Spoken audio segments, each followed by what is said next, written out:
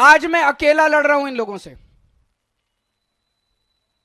LG से अकेला लड़ रहा हूं, बीजेपी वालों से अकेला लड़ रहा हूं, इन 7 सांसदों से अकेला लड़ रहा हूं, केंद्र सरकार से अकेला लड़ रहा हूं।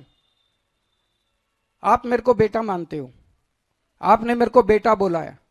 अगर आपने मेरे को बेटा बोला है तो अपने बेटे को अकेला तो नहीं छोड़ोगे इस तरह। आज मैं आप लोगों से निवेदन कर रहा हूं, अपील कर रहा हूं कि अपने बेटे को मजबूत करो। आपने मेरे को 70 में से एक बार 67 सीट दी, मेरे को मजबूत किया। दूसरी बात, 70 में से 62 सीट दी, मेरे हाथ मजबूत किए विधानसभा के अंदर। मैं बड़ा शुक्रगुजार हूं। आज ये जो मैं इनसे लड़ पा रहा हूं थोड़ा बहुत, ये इसी वजह से लड़ पा रहा हूं। जो भी थोड़े बहुत काम कर पा रहा हूं इसी वजह से काम कर पा रहा हूं, क्योंकि आपने इतना भारी बहुमत दिया था।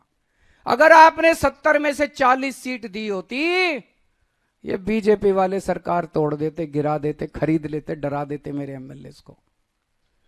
ये तो आपकी दुआ है, आपकी कृपा है, आपका आशीर्वाद है, आपका प्यार है कि आपने 70 में से 62 सीट दी।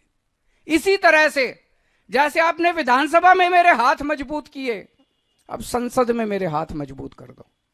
संसद में मेरे को 7 एमपी दे दो, जो इंडिया गठबंधन के हैं 7 एमपी दे दो। ये 7 एमपी मेरे 7 बड़े बड़े हाथ बन के काम करेंगे। अगली बार एलजी काम रोकेगा, ये 7 काम करा के लाएंगे। अगली बार अगर केंद्र सरकार काम रोकेगी, ये 7 काम रोक के काम करवा के लाएंगे।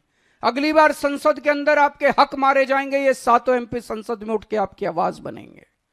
मैं आज आपसे यही मांगने के लिए आया हूं, ये 7 एमपी अगर हमारे आ गए तो आपके बेटे के हाथ मजबूत होंगे, किसी की हिम्मत नहीं होगी कि आपके काम रोक पाए।